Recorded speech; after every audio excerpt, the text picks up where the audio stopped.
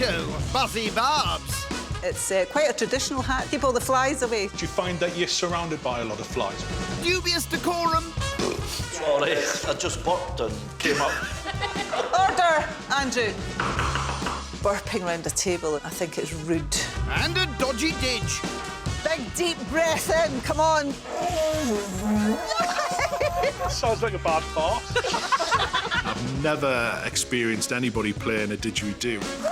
As 5 gutsy gastronomers grapple for a watch of cash.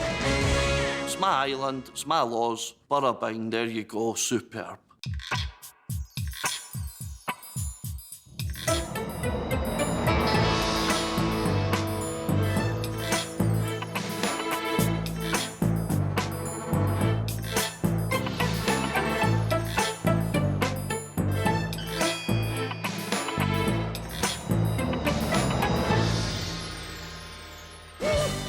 This week we're in Edinburgh, home to this 3-legged dog statue called Bum. And hoping not to hit a bum note tonight is this week's first host, property manager and law student Sharon. Oh, shocking. If I think something's rubbish, I'll tell you it's rubbish. That's why I've got no friends. Order. I hereby find you guilty of murder. Good, take me down. I come from the William Wallace clan, so I do have that aggression that he had. I think if I'd been born in that era, I would have been right by his side. Freedom! It would be really exciting to cook somewhere different. Maybe a lovely stately home or a castle. That would be brilliant. Well, your prayers have been answered because this week all of our guests will be cooking and hosting in this marvellous, majestic, magnificent mansion. Yeah, that'll do. So eloquent. Eloquent? I think you mean elegant. My night's going to be the best night of the week because the food is going to knock them off their socks. That's a new one. Let's start again, shall we? My theme tonight is an Australasia theme because I lived in Australia for so long and I have travelled extensively throughout Asia and I love the food. So tonight I'm actually marrying both of those together and I'm going to smash it. And she's kicking off with her dessert, chocolate orange liqueur tart with Madagascan cream and raspberry jus. Is that Australasian? Oh, I love tarts. Absolutely love tarts. Meet our first guest this week, taxi driver Andrew. So, Andy, ever had anyone famous in your cab before? No, not really. No? So this is a bit of a first, then. Are you famous? I'll get out here, please. I used to dabble with DJing. My name was DJ Destroyer. I used to mix Firestarter with the Wombles. I'm a Firestarter! Twisted Firestarter! You remember you're a Womble. No repeat bookings, then? I was driving past an ATM and there was a guy standing against the wall with one leg. I'm sure he was just there to check his balance. Oh, dear. That's a brilliant dad joke. If people don't like dad jokes, they're boring. That's me told. Oh, steady, fella. Meet our second guest this week, management consultant Anthony. I'm chunky but funky, and I'm large and in charge. I know good food. Look at me. I reek good food. Looks like the flies can smell that too. My family and friends would say that I'm a bit like Hyacinth Bouquet. Yeah, think I'm a little bit better than what I actually am. Well, let's hope you'll be keeping up appearances tonight. Back in the posh pad, Sharon's cracking on with pud. My dessert tonight is really quite elegant and sexy. Shop bought. Sexy. I think people will ask if I've made the pastry, and I'll just be honest and say no. Honesty is the best policy. Pastry formed, it's into the oven. 10 to 15 minutes. Chocolate orange liqueur tart. Yeah, chapter 1 of the cookbook, really, isn't it? Ooh! Shall we see if the pastry's ready? What do you make of that, then? This is absolute disaster. This has all come away here, and it's all come away here. That's awful. That's the worst thing I've ever seen. I'm sure it'll be salvageable. Sharon cracks on with her chocolate filling. This is my orange liqueur. Going to get my guests pie-eyed. That's a good one. I'm not the biggest fan of liqueurs, but I do like chocolate and orange. Third up this week, it's geography teacher and hobby obsessive Ashley, who loves drumming, tiara making, and karate. I have been described as the hobby queen. Yes, I've never met a hobby I didn't like. But what about people? The kind of people that would grate on me would be a loud, shrieky, scrapey laugh.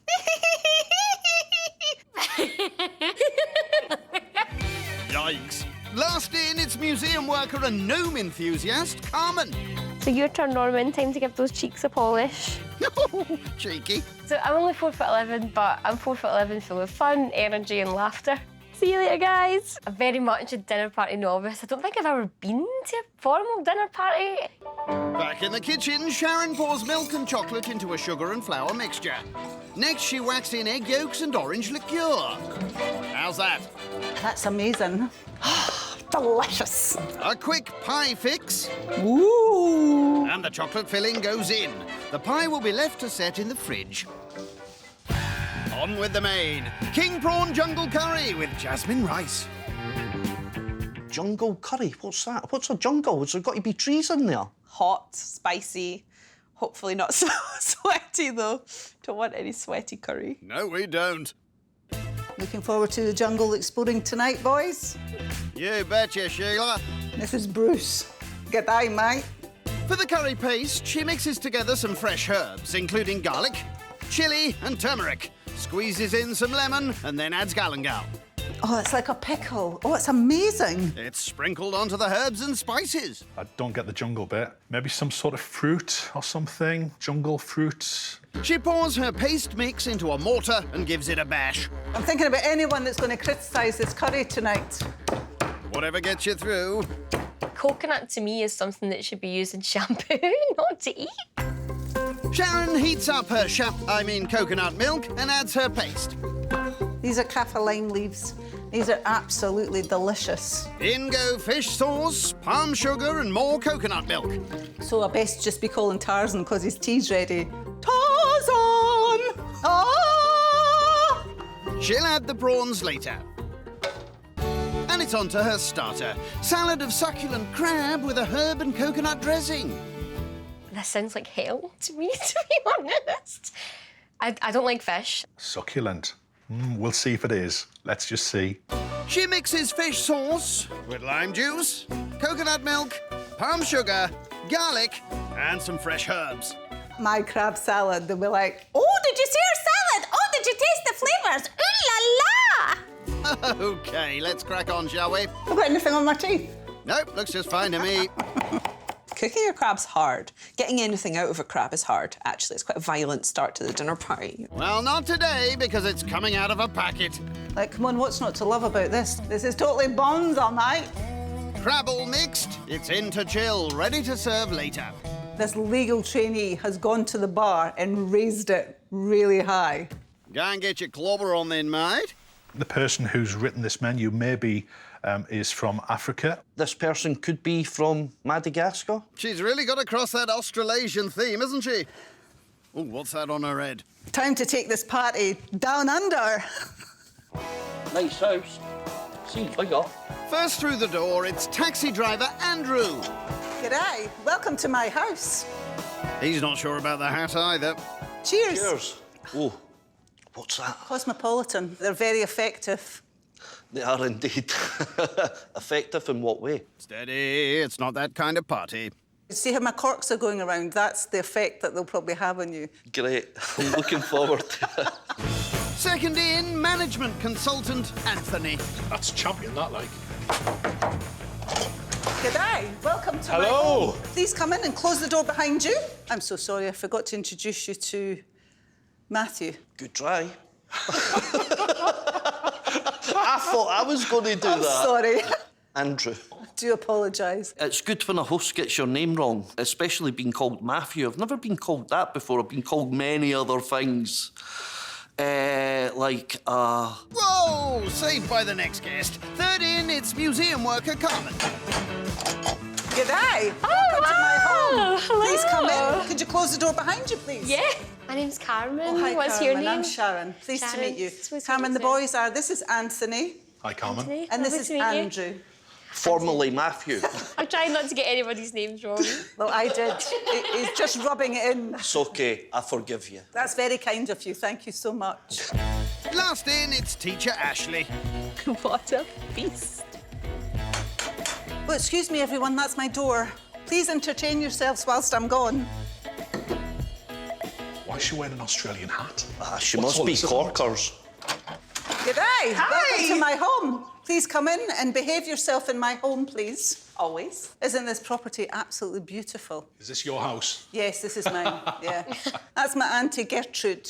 There's a resemblance. This is my great-uncle Henry. That's his will that he's got in his hand. Right, and he left it all to you. He did, he left everything to me. You could have bought a better hat then, couldn't you? Well, my theme tonight is Australasian. It's quite a traditional hat there. Keep all the flies away, so you just kind of sit like this all day, Do you find that you're surrounded by a lot of flies quite often? You can talk. I know where you're leading with that one, but no. Cheers, everyone. Cheers, everyone. Coming up, horrific hollerings. It's awkward doing something like that with people I've just met. And goofy games. Spin the didgeridoo! That was fixed. That was made to stop at me. It's night one in Edinburgh, Cheers, everyone. where law student Sharon is cooking up a storm in this abundant abode. Can I take my Aussie hat off? Please do. Thank you so much. Oof. This is my take on haute cuisine. Yeah, just slap it on there. Let us win. Ah, here it is. Salad of succulent crab with a herb and coconut dressing. Well, everyone, this is my starter this evening. It's from an Australasia theme, so this is the Asian side of that. Sharon, can I ask you some questions? Certainly. Did you grow the lettuce? Yes, I did. You did. Yes. No, she didn't. And the crab? I actually bought the crab from a seafood merchant. Lovely. Did they dress it for you? No, not at all. Nicely dodged. Did they come with a wee tartan dress? Did you have to kind of break up the crab? Ah, she's got you. No, it came just the meat. We'd still be sitting here at midnight if I had to actually take it all out and crack it all. I did have visions of you with a little hammer. I don't think she understood what I meant when I asked about dressing the crab. You know, she didn't have a raw crab and she didn't take everything out. It was out of a packet. Not impressed? Disappointing. Like, I've got a really bad gag reflex. If I don't like something, I'll just spit it out. Well, that's lovely. The fact that I haven't is a big compliment. That's brilliant. Thanks for trying. Yeah, it tastes really nice. Thank you. It doesn't taste fishy. There was a couple of little bits of shell, but I just kind of picked them out. But in terms of flavour, it was really, really nice. I hate fish. I don't really like salad normally either. So I don't know how a combination of things that I would normally hate turned out well, but it did. The sauce on the side, did you make that yourself? No, that's just a chilli sauce in case you needed it a little bit boosting. Sharon didn't make her own chilli sauce. I might have to have a go at her at some point about that. It's a bit strong. I mean, who makes chilli sauce? No. Be a bit pedantic. Banked. Well, I lived in Australia for 25 years, so that's why I wanted to sort of bring in that theme tonight of Australia. I mean, I really love Scotland. One of the things I really missed was chippy sauce. Chippy sauce?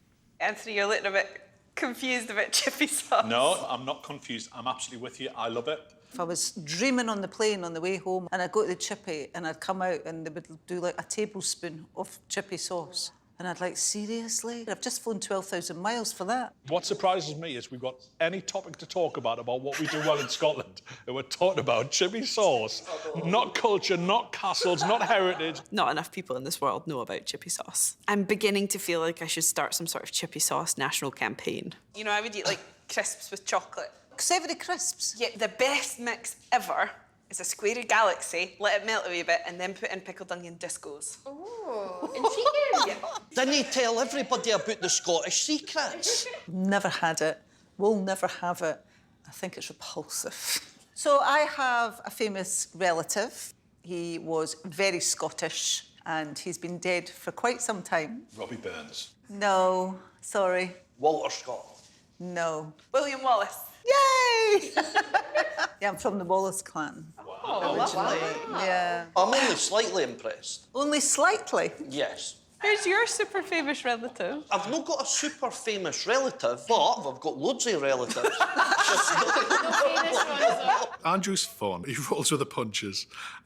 He didn't seem too impressed. On you go, Sharon, give us your best. William Wallace. Freedom! That's rubbish. I was very impressed by the William Wallace relation. Everyone in Scotland's related to William Wallace. Are they? Time to crack on with the main. Sharon heats up her curry. William Wallace would be dead proud of this. Yes, I'm sure he would. Oh dear. Time for some jungle fever. And here it is, king prawn jungle curry with jasmine rice, with a bit slopped up the side. Smells good. It's really, really nice. Thank it's you. fragrant, but with a proper kick. It's Lovely. just how I like Perfect, the curry. good. I don't eat prawns normally. And here I am, eating a plate of prawns. I'm really pleased. The prawn was cooked really nicely, really liked it. The only thing was that there wasn't any vegetables. Jungle, I was expecting like vegetables or broccoli, trees, you know, palm trees. Palm trees in a curry? I think it's a lovely meal. Not quite sure about the jungle bit, though. I just think when you were trekking through the jungle, you get really hot and sweaty, and you could have the same effect actually having a curry. Where is this reference to the jungle? Well, there's heat. And I thought, gosh, that's just a little bit too weak. Pardon you. Sorry. I just burped and came up. I was expecting another one, but then it went back down. Sounds like the food's going down well. Order, Andrew. Burping round a table, I think it's rude. I will be calling him out this week if it goes on that way. Timing in comedy is everything, and letting out a little burp at that moment was priceless. No remorse, then. So I've actually got a bachelor's degree in law, and I'm progressing that forward to get an honours degree. So being a trainee lawyer, if you were on a desert island, what are the laws that you would like to impose? My law is everyone has to have a house that's colourful. I want my island to look like Balamory. No cannibalism. What? No chowing down on our neighbour. Unless they're ill. Oh, please. No, why would you want to eat a sick person? You might get sick as well. Everybody has to stand and scream once a week just to get it out of the system. That's brilliant. I like that. Yeah. That sounds good. Doesn't it? I bet, Like the yeah. purge. I think we should all try it. Oh, please, no. No, you can do better. That was No, good. no, That's not good good. enough, Andrew. That's That's all not yous good are enough. getting. Come on, more. A bit No, more. 50%. It's a big I'm room. saving 100% for my night. My ears! Please, no more. Oh, it makes me feel a bit awkward doing something like that with people I've just met. I would be very selfish. Want a golf course, weigh my golf clubs. Yeah, but that's not a law. You need to bring a law. Everybody must play it. Everybody's got to play golf, and you'd be stood in a queue. That's not a good situation No, to no, be you in. get a tea time. A tea time. It's my island, it's my laws. You get a tea time, you tee off, bing, there you go, superb. Who would put a law in about golf? Well, someone who likes golf, presumably. Oh, what do we have here? Welcome to Spin the Didgeridoo! Downton Abbey's gone to the dogs. Whoever this lands on Yes. has to have a shot of playing this didgeridoo. Oh, thank heavens for that. That was fixed. That was fixed. That was fixed. That was made to stop at me. Big deep breath in, come on. I was actually quite glad that she had a didgeridoo because it kind of pulled the theme together a little bit more when I hadn't immediately got it from the food. Matthew! Thanks, Sheila. Spin the didgeridoo was really good. Yeah, I really liked that. I thought it was a good laugh. Sounds like a bad fart. I've never experienced anybody playing a didgeridoo. Nice. But I thought he had a really good go at it, a really good stab, and he pulled it off.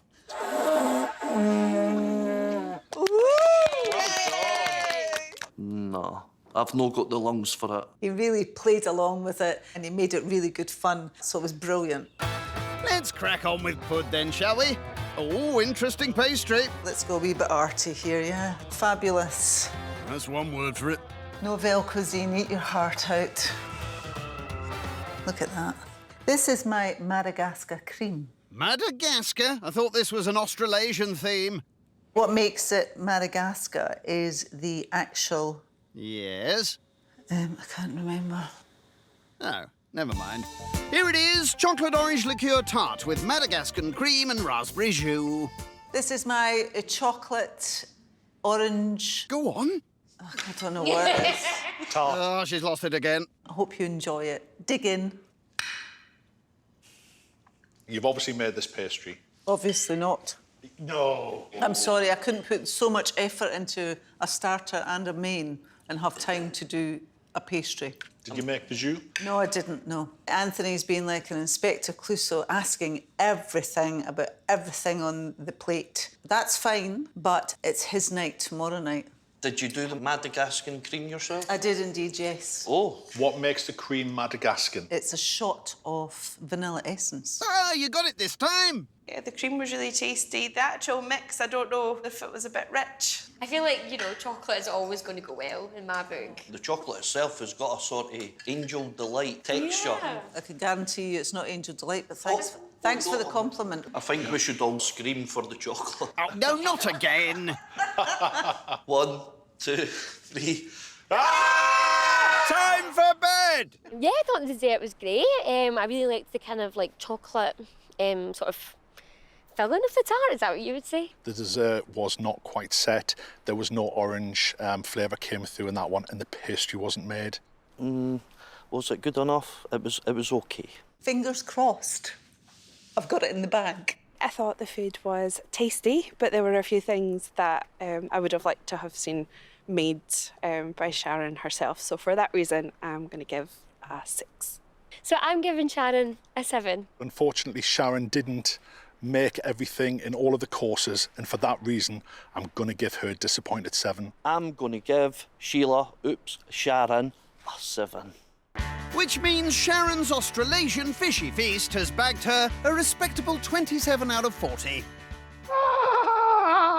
On today's show, fresh faces. Can I help you? I'm your new guest. I thought, you know, was my memory playing tricks on me? Poxy proxies. It smells like dirty dishwater. It's very flavoursome, but not for me. And mixed up mugs. I didn't know what an upside-down face was until tonight. Who has a mouth on their forehead? As 5 feisty food lovers face off for a fistful of the folding stuff. It really basically says don't come dressed as a tramp.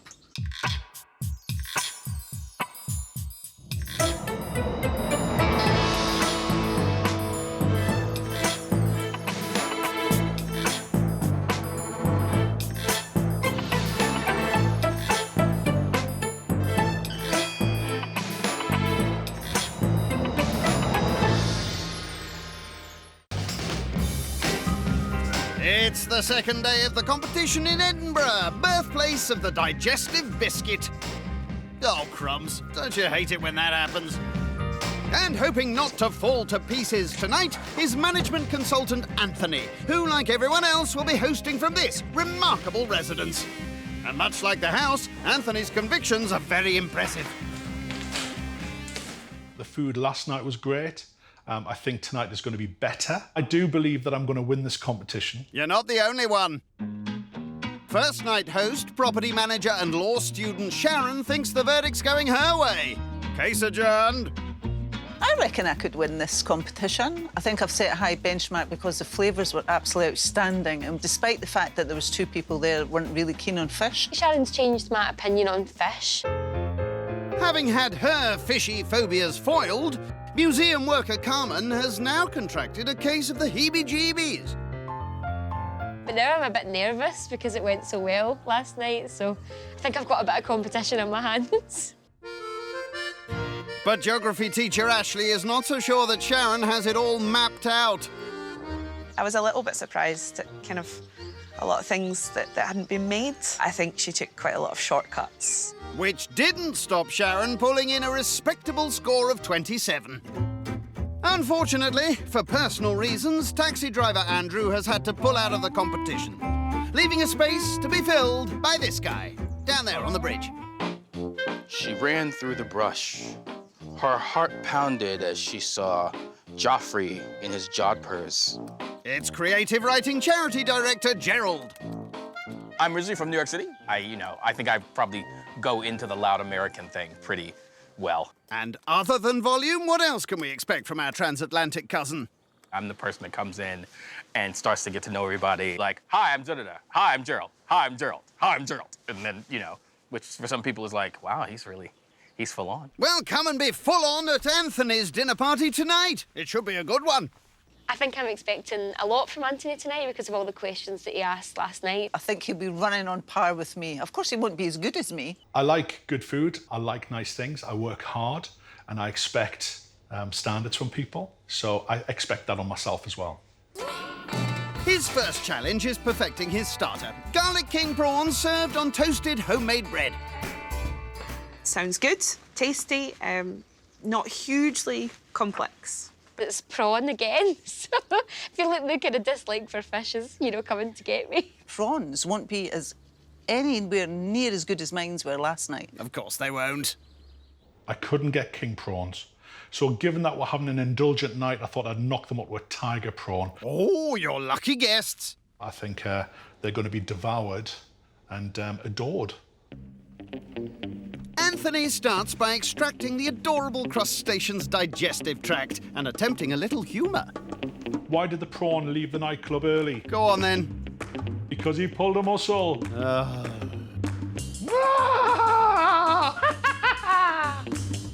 It's prawn crackers. Yeah, that's enough of that now. Just get on with the job in hand, please. Prawns dispatched, he cracks on by preparing his garlic butter sauce. Oh! There we go. Now we can get started. I bet that came out the same Christmas cracker as your jokes. Having grated his garlic and chopped chilies, he'll fry them in butter later with the prawns and serve on homemade bread. Main please, chicken roulade wrapped in Parma ham with dauphinoise potatoes. OK, so this sounds good. Chicken. I like chicken. I like Parma ham. Is it roulade? Roulade? I don't know. So is a chicken roulade like a chicken Swiss roll? Well, kind of, but without the cake and jam and with chicken instead, which Anthony pounds into thin layers, then prepares his Parma ham. I love ham. Just wrap it all in ham. Wrap me in ham. I'd eat it. I don't think there's any need for that. The chicken is layered onto the ham and smothered in harissa paste. At the minute, it looks like roadkill, but later on, it's going to look like a thing of beauty on the plate. I'll take your word for that. The flattened chalk is rolled up and will be poached and fried before serving. As Sharon doesn't eat meat, Anthony is preparing her a jackfruit version of the roulade. It doesn't smell like fruit. It smells like dirty dishwater. Oh, I'm sure Sharon will love that. Who wants jackfruit? Don't really like the sound of that, to be honest. You wait till you smell it. Having coated the stinky jackfruit in flour and spices, Anthony whips out his fake bacon. That just looks like bacon, doesn't it? Oh, actually, it really smells nice. And wraps the whole lot up as before. On to dessert, lemon tart with quenelles of clotted cream. That strikes me as quite fancy, maybe because it sounds French. What is clotted cream? Like, what's it made of? Cream. Lemon tart is one of my most favourite things ever. The question I'll be asking is the tart being made fresh? I'm making homemade pastry this evening, not shop bought like some other people do. Mentioning no names. Anthony kicks off by making the base of his tart. Oh, that smells like £1,000. Ooh, cocky. He puts his base dough aside to chill and cracks on with the filling. It's going to be mwah, lemony. It's going to be incredibly tart. It nicely refreshes your palate and hopefully just gives you a little bit more oomph to carry on the evening. Just as you're about to go home. Lemons are zested and juiced. They say when life throws you a lemon, make lemonade. I'm not making lemonade. I'm making a lemon tart. I think that's better. Well, you would. Anthony adds egg yolks and sugar to his zesty juice, then whisks gently in a bain-marie till firm. Look at that wobble in there. Look at that setting. Get in. Lovely stuff. Having blind baked his pastry, the filling is plopped in. Who wants short boat when you can have something like this? Oh, you're scaring me now. The tart is left to chill. He'll quenelle his cream before serving, leaving just the dress code to ponder over. Eleganza extravaganza? I can be elegant. I got stuff. Fashion is kind of a performance, and it's a really good way to like express yourself to like the world around you. It really basically says don't come dressed as a tramp. Right, that's me done. Time to look gorgeous. If Anthony wants to win with this menu tonight, he'll need to not only focus on his food, but also focus on entertainment. This has got a winning vibe menu. I'm starting to get the fear now for Friday. That's not a winning menu, no. Mine's is a winning menu. Here is the eleganza. Time for the extravaganza. Jolly good, because your first guest is here, Sharon. Hello! Hello, gorgeous. Come on in. Thank you. What's this we're having? It's a little bit of a Kir Royale. It's a little pretentious. Bit like your hat and cravat. You've got big boots to fill. I've got them on. I've got big boots and I cannot lie, absolutely. Anthony has certainly big boots, but he's got very tiny feet. I'm not sure how you'd know that. Next up, in a tiara and a sheep, Ashley. Hi! Hi, Ash. Come on in. Looking pretty amazing. Clearly trying to upstage me tonight on my night. I was trying to do you justice. Proper princess. I wore it for you. Next up, our resident fish phobe, Carmen. Hello. How are you? Good, thanks. I love your hat. It's a very funky colour, I must Thank say. you very I like much. The burgundy, it's good. It matches my eyes. Eyes like road maps. Play nicely, you two. Especially now we have a new guest. Here's Gerald. Oh, I wonder who it could be. Certainly not who you're expecting. Hello. Hi. Can I help you? I'm your new guest. Oh, I thought when I answered the door it was going to be Andrew. This is a surprise. And I think it was as surprised as I was. So he was surprised. I was like, oh, okay, here you go. You again. Me again. Cheers. Hi. Cheers. Cheers. Cheers. I think the other guests had a little bit of a shock. What's that about? Where is the chap from the night before? I thought, was my memory playing tricks on me last night? Did Andrew just look like the new guest and I've got, I'd forgot what he'd looked like almost. We have to ask the question. Give us your name. I'm Gerald. Yeah. I'm your new guest. Lovely. Gerald. Welcome, Gerald. Thank you. Welcome, Gerald. Thank Let's you very much. have some fun tonight. Perfect. I love it. It's just a shame you missed the best night last night. Was that your night? Was that your night? Bias. No bias. She said I missed the best night, but since my night's gonna be the best night, we'll see. Coming up, foie gras faux pas. Foie gras. Foie gras. Yeah. I love foie gras. That's disgusting. And tabletop tomfoolery. Croquet was quite posh for me. Kind of like golf, but with a hammer instead. It's night 2 in Edinburgh, where management consultant Anthony is hoping his elegantly extravagant night will land him a fistful of the folding stuff. Tonight is going to be better than last night because we've got the food, we've got the fun, and we've got the extravaganza. Well, quite. Anthony fries his prawns in the garlic chili butter, hacks up and toasts the bread. Prize-winning prawns. Not yet, they're not, but they are ready. Garlic king prawns on homemade bread. It is scheduled as king prawns, but I decided to go a little bit more elegant and chose tiger prawns. Couldn't get the king prawns more like. It looks really, really nice. Well presented. Thank you very much. Maybe try a bit without, a bit with. The bread's homemade? It absolutely is. Are the prawns wild caught? They are wild caught from, lovely. from Bangladesh.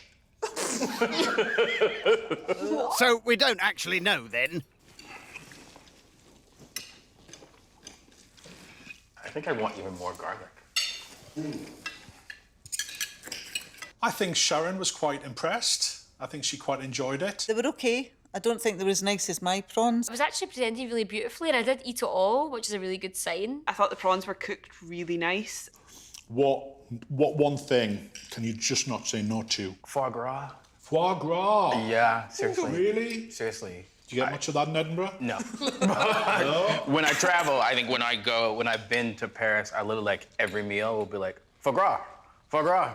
To the point where my friends are like, stop. And I'm like, no. I love foie gras. I just really, if I have any opportunity to eat it, I eat it. Poor ducks, but oh well. That's minging. Honest to God, I just think that's disgusting. There are certain things you maybe don't talk about at dinner parties, you know, religion, politics, and foie gras. The whole process of it makes me want to be sick. Never tried foie gras before. I don't know if I'd like it. Last time I went to France, I tried to bring it back with me in my luggage, except I forgot to check my luggage, so they were at the airport taking it away from me. That's called karma. That's karma, and that's Carmen. Sorry. Foie gras, I thought we had a moment coming there. Yeah, it'll be interesting to see how that relationship turns out. Back at the table, and Gerald has a very peculiar confession.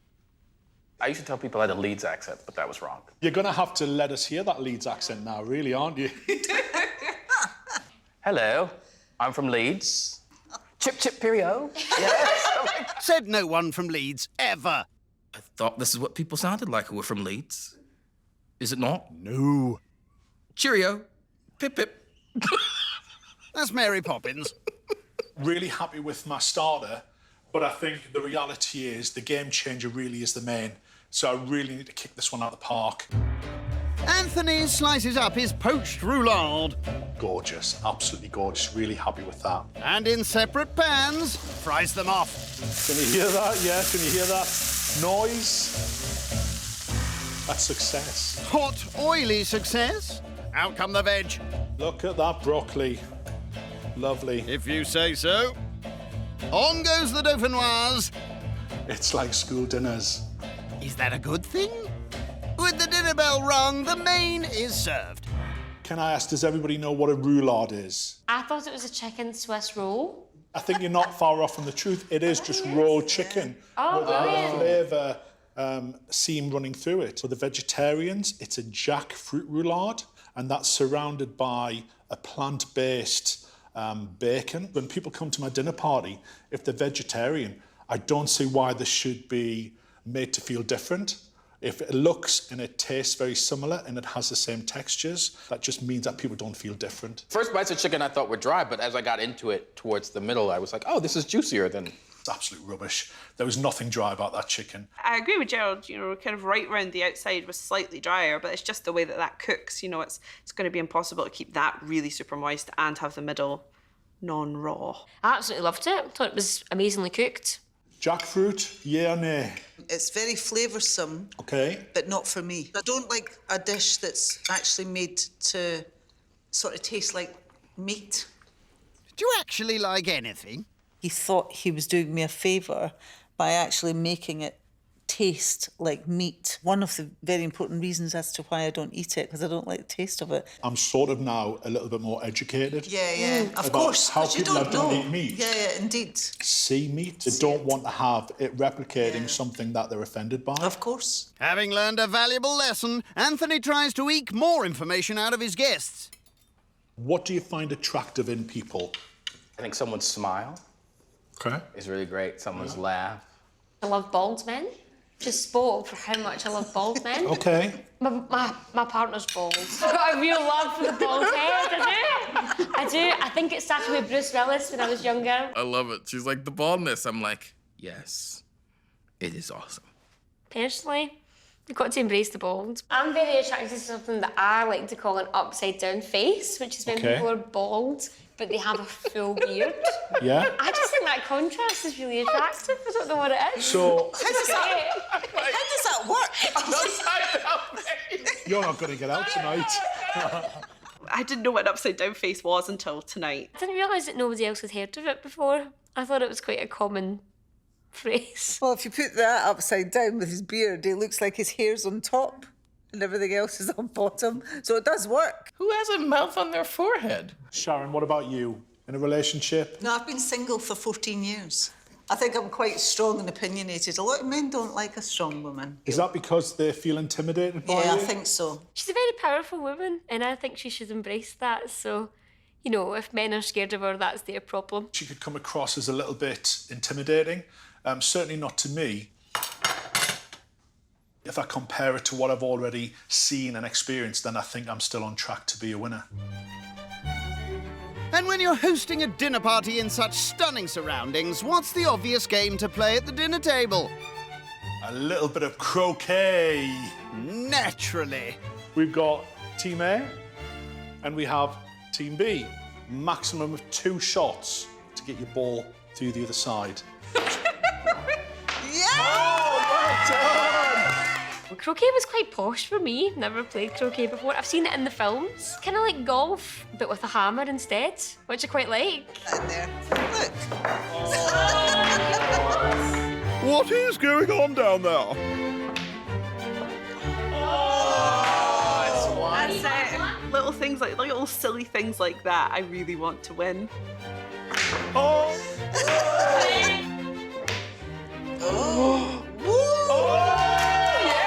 The croquet was a good idea.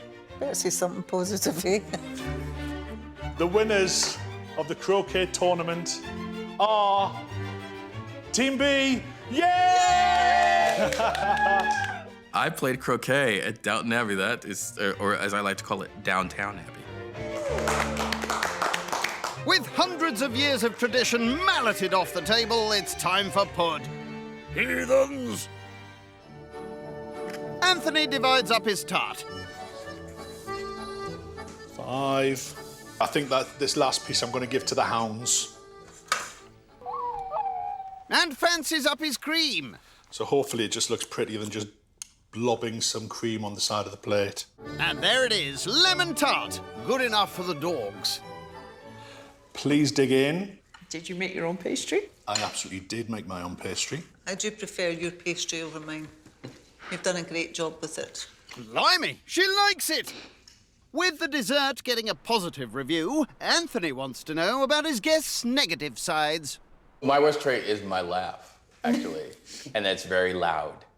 Never want to hear your laugh. I want to see how bad it is. You say something funny, because I think you're funny.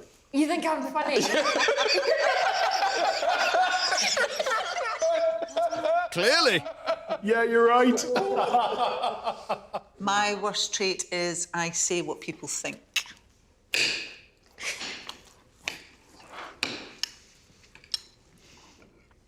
Shall we go home now? How funny, I was just thinking that.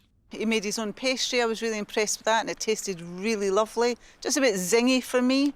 The lemon was maybe a bit too tart for me. I would have rather it had been sort of evened out a bit with a bit of sugar. It was a bit too lemony. I did find myself a couple times going, I think Anthony really nailed his dessert. It's something that I make myself, and I know it's tricky. And I think, yeah, he done really, really well with it. Tonight, I think my starter was good. I think my main was pretty good. And my dessert, I think, was pretty amazing. I was really happy with that. Overall, it was a good night. I really enjoyed it, but the food kind of let it down for me. Anthony had a really good night. However, the dessert let him down a wee bit, so I'm going to score Anthony an 8. I'm going to give Anthony a 6. I enjoyed all the courses, especially the dessert, which I think he absolutely nailed. And for that reason, I'm going to give him a 9. I'm giving Anthony a 7. It's not that funny. Sorry, I'm giving him a 7. I'm giving him a 7. 7. So Anthony pulls in an elegant and extravagant score of 30, putting him in first place. Now that really is something to chuckle about. On today's show, barbed banter. I always thought if you were a Barry chocolate, you'd eat yourself. Wow! I have to give him back one-liners because he's certainly given them to me. I couldn't be less interested in her not particularly liking me. Party poppers. Imagine how some sort of predator would take down an antelope. Like an octopus falling out of a tree. It's like, And goofy gargling. As 5 foodie fanatics try to get their hands on a chunk of cash. So we'll see what happens.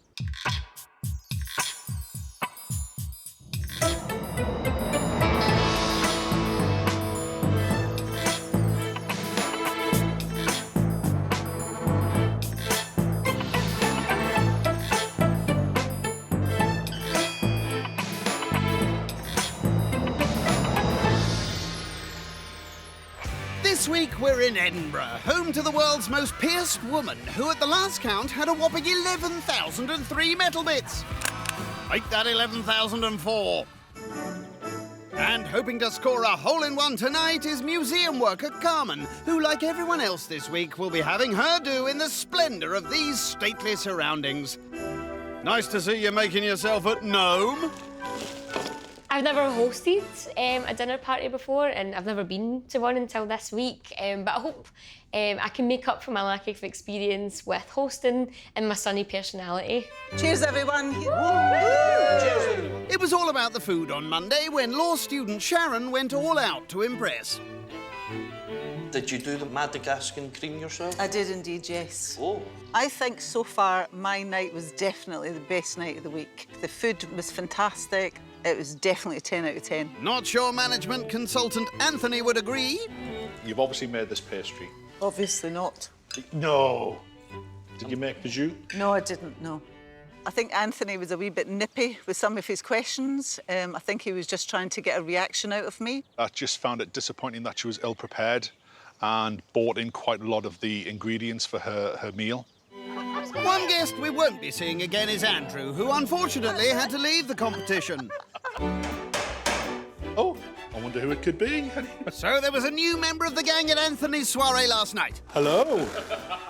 I'm Gerald. Yeah. I'm your new guest. Lovely. Gerald. Welcome, Gerald. Hi. Thank you. Sometimes you go to places where people don't know each other, and it's really hard, and I didn't feel that last night. We were really vibing all together, so that was really great. You say something funny, because I think you're funny. You think I'm funny? And Gerald put a smile on everyone's face, including geography teacher Ashley. It's just been kind of a new person, a new energy. He's very lively, very bubbly, and he's kind of just, cheered us all on all over again. As far as pescatarian Sharon was concerned, Gerald was more palatable than the food. I don't like a dish that's actually made to sort of taste like meat. Anthony's main course for me, I really didn't like it. It was putrid. Sharon was quite vocal in her criticism of my menu because she realised that in comparison to my menu, it was superior. So, you know, she felt she needed to maybe try and stand up for herself a little bit. Fortunately, the others were suitably impressed, leaving Anthony the one to beat with 30. So Carmen has her work cut out for her tonight. What's the plan? Because I have autism, I've got a bit of an obsessive personality, and one of the ways that really shines through for me is food. So if I really like a food, I'll eat it over and over and over again, sometimes for years at a time. And that's what this menu is all about. It's about food that I ate constantly growing up. Carmen's kicking things off with dessert, a poshed-up version of a chocolate spread sandwich. I think we all secretly deep down love chocolate and cake and sauce as well. The inner child will be happy. I love chocolate. Anything chocolate. I might lick the plate if it's really, really good. It just feels heavy and stodgy.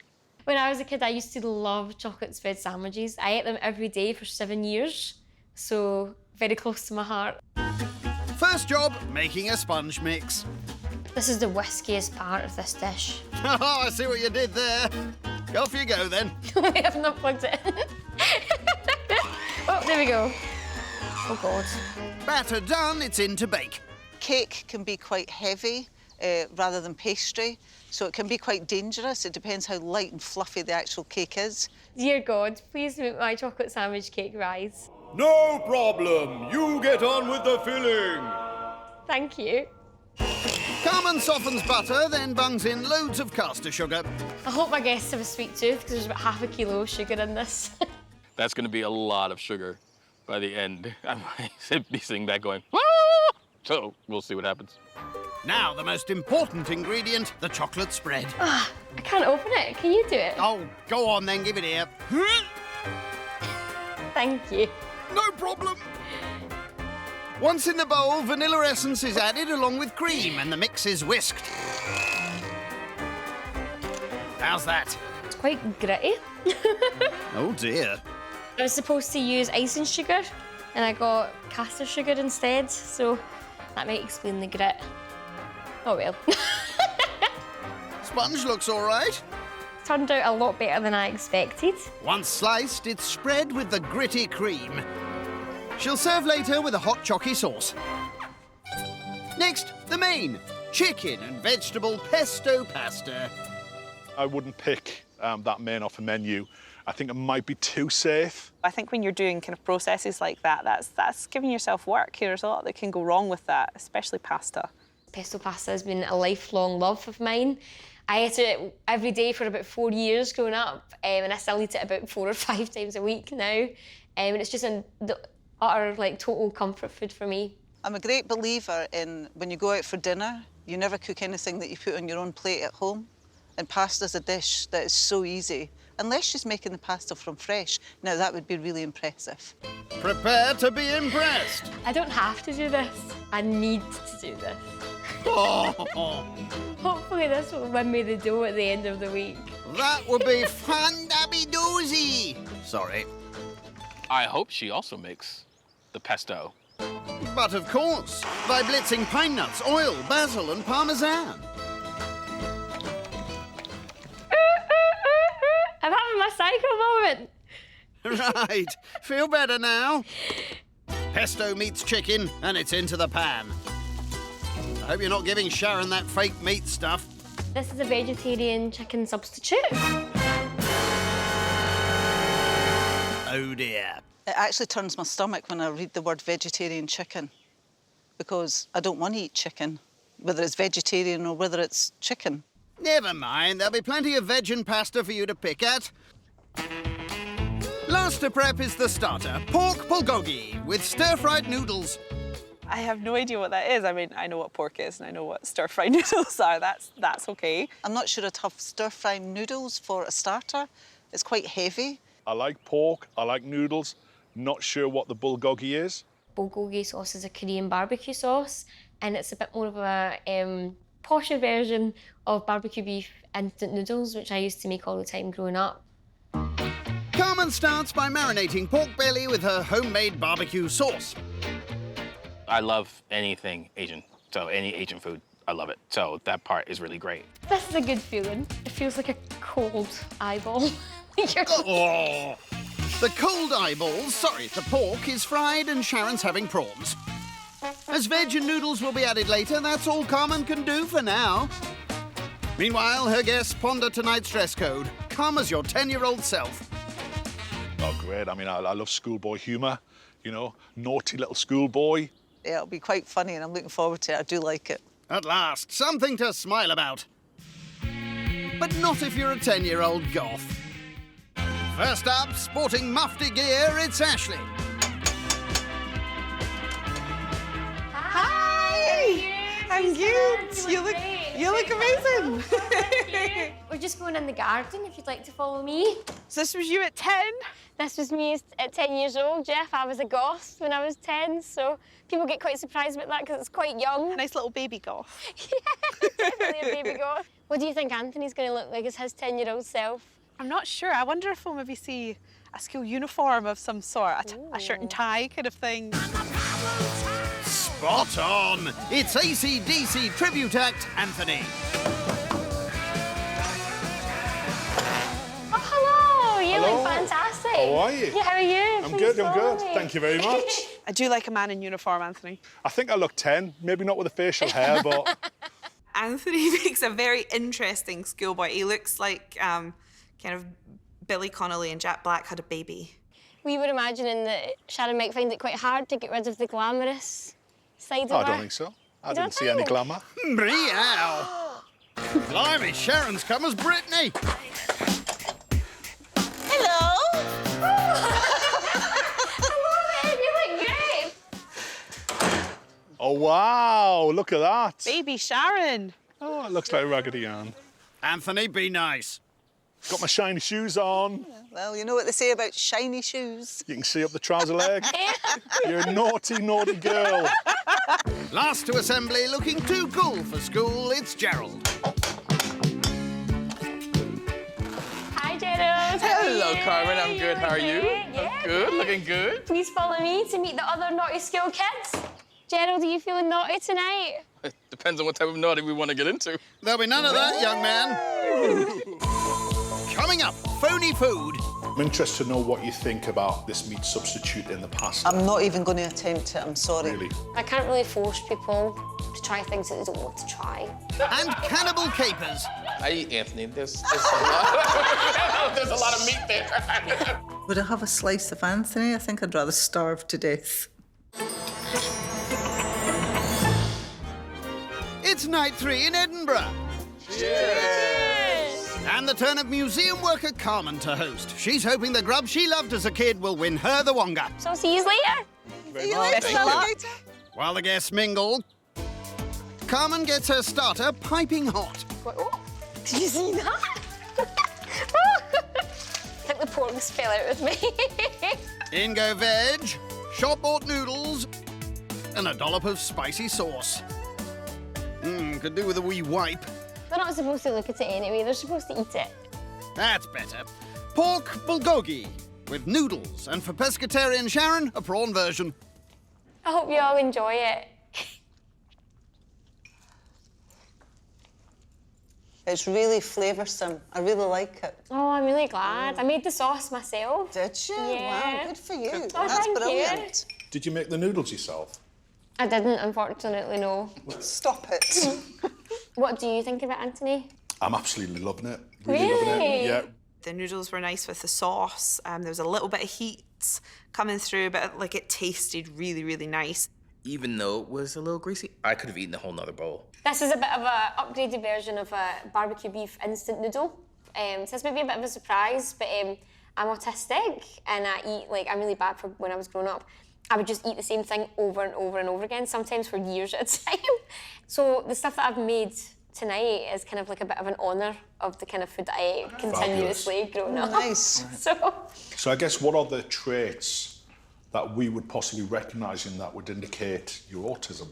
It's quite hard to tell sometimes because a lot of autistic people, autistic women especially, do something called autistic masking, where basically you try and act like a normal person, basically. Okay. And you try and act a certain way, kind of hide the fact that you're autistic. You talked about other people as being normal. Yeah. It's unfortunate that you don't see yourself as being normal. Yeah, that's a really good way to look at it. It felt really good to tell the rest of the group that I'm autistic. I think they know me a bit better now. That's lovely that she's felt bonded enough to trust us with that. If you could eat only one kind of dish for the rest of your life, what would it be? I can't survive without bread. If you go and look in my bag, you'll find I've got some bread and butter. Is that homemade? No, I did what you generally do, Sharon. I went to the shop and bought it. What did I go to the shops to buy? Pretty much everything. Oh. No, I didn't, actually. Now, children. They're the definition of frenemies. It's good for us to watch. We're all enjoying their frenemy banter. Imagine we were in a plane crash. No thanks. And we're in the Andes, and there's no food, and you have to pick someone here to eat first. Who would you eat first? I imagine you might taste nice. You're tasty. I like you. That's the nicest thing I ever said to me. You're welcome. I would absolutely go for Carmen. Straight away. Me? No doubts, yeah. Wow. Because you're the youngest, and therefore you're going to be the tenderest. So I'd go strategic. I'd wait and look and see which one of you looked weakest and easiest to pick up. You don't want to use much energy. I eat Anthony. There's a lot of no offense, there's a lot of meat there. I'm really good quality. I'm like Wagyu, clearly, and really they can't afford me. Tempted, Sharon? You know, would I have a slice of Anthony? I think I'd rather starve to death. Maybe not. I would choose me too. Would you? I would. I always thought if you were a Barry chocolate, you'd eat yourself. I think.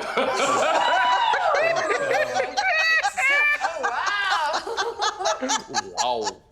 I couldn't be less interested in her not particularly liking me. I have to give him back one-liners because he's certainly given them to me, so they're all being banked. I thought the starter went really well. It went much better than I expected. Actually, it seemed like everybody loved it, so I was quite shocked. Best get cracking with the main. How's it looking? That doesn't look very appetising. Chuck the veg and pesto in, that'll help. Hopefully give this a bit more flavour. This looks a bit better. Yeah, if you squint a bit. With pasta added, it's good to go. Let's see what they make of this. Chicken and vegetable pesto pasta. Suck in. Sharon, you've got a sort of vegetarian chicken alternative with yours. So I hope you enjoy. Did you make the pasta? I did make the pasta. Oh, brilliant. Well done. It's so thin and it's cooked lovely and amazing. Oh, wow, thanks very much. Maybe wasn't perfectly executed, but it tasted nice. I love pesto, and there was just not enough pesto flavor to it. Yesterday evening, Sharon, you mentioned you didn't like... No, it's not a here you go moment, don't worry. I'm interested to know what you think about having this meat substitute in the pasta. I'm not even going to attempt it, I'm sorry. Really? Because it's quite processed. I could see Anthony was kind of getting his knickers in a twist, wondering if I was going to mention it, you know. And I thought to myself, well, why wouldn't I mention it? I'm not a game player here. I would have liked her to try it, but if it's like it sounds like it's a bit of like a sort of moral no-no for her, so I can't really force people to try things that they don't want to try. Turning attention away from her unscoffed main, Sharon shares her progressive views. There's certain things that a man can do and certain things that a woman can't. So, like, for me, I never touch my car. Men know all about that kind of thing, so I'm quite happy to leave that to them. Generally, rule of thumb is men love cars, they do engines, the majority do that. Wow. You're finding it painful? Yeah, this hurts me to hear. Yeah. Why? Because if you drive a car, you're responsible for that car. Of course I am. You know, you should know how to put air in the tyres and water in the washers and oil. Yeah, but I study law and you don't know anything about law. But you, No, could easily find out about it, but you just choose But not that's to. part of your test, isn't it? I think Ashley takes issue with a lot of things that I say. She kind of just sits on the fence, and I get the impression that she's just waiting for all this week for to say something about, you know, very anti-me, and I don't know why. But, hey ho, I can handle that. I don't agree with a lot of what Sharon was saying, but, you know, she's a different person. She's lived a different life. She's going to have different views. When I look at the Supreme Court, for example, there's only been one woman on there, and I don't like that. I want people in the Supreme Court that represent the law, regardless of gender. Having fun, Gerald? It was more about them hearing this bickering and hearing the sound of their own voices instead of engaging the rest of us in the conversation. Now might be a good time to play your trump card, Carmen. So now we're going to move on to a bit of an activity that I've got planned, if you'd like to follow me into the next room. Well done. So, who's up for some balloon buffoonery? 3, 2, 1, go!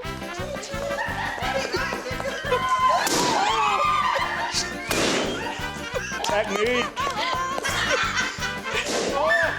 People kind of went in and just enjoyed it, and I thought that was great, and everybody cheered each other on, which I really liked.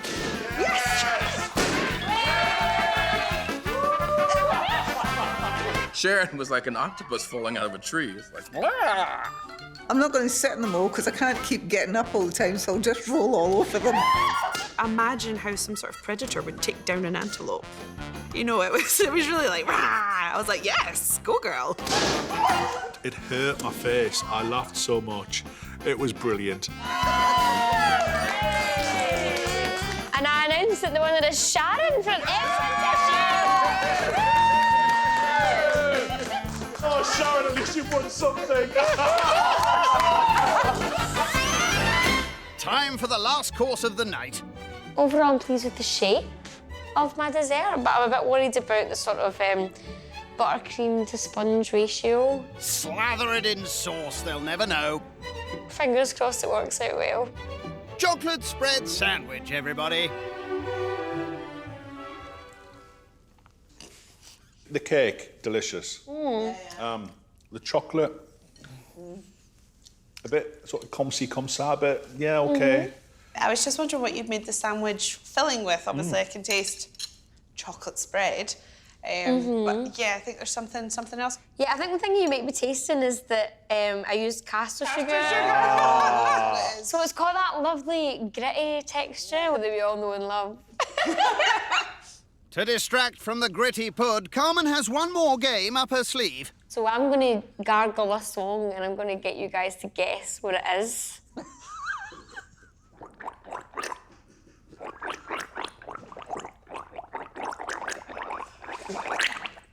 Is it Handel's water music? I'm so sorry, I just spit that all over you. No, you're so sorry.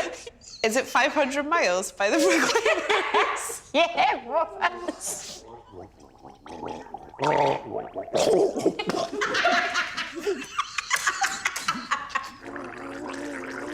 Time for bed. I thought the dessert was a good effort. The sponge was delicious. The rest, okay. The filling, too gritty. I didn't like it at all. Carmen put loads of effort into her meal, and so I'm going to give her an 8. The food was a bit so-so, but Carmen made up for it with the hosting skills, made it a great evening and a lot of fun. So I'm gonna give Carmen an 8. I'm going to give Carmen a 7. The only course I really enjoyed tonight was the starter, so for that reason, I'm only going to give Carmen a 6. So, with 29 points, Carmen gets a B+, leaving Anthony still top of the class on 30. Yes! Yes! Yes! On today's show, slurping shrimps. You take the head, those are the eyes, you take the head, and you just... Vile. It actually put me off eating. Quirky queens. What makes you different? I'm beautiful. I think everyone adored doing the pageant. They were like, hoo, hoo, hoo. You know, I was like, yeah. And presidential peacocking. I met President Obama and First Lady Michelle Obama at an event at the White House. But where are they now? For me, Carol Vorderman beats the Obamas hands down. As 5 cutthroat cooks clash over a cash-crammed cloche.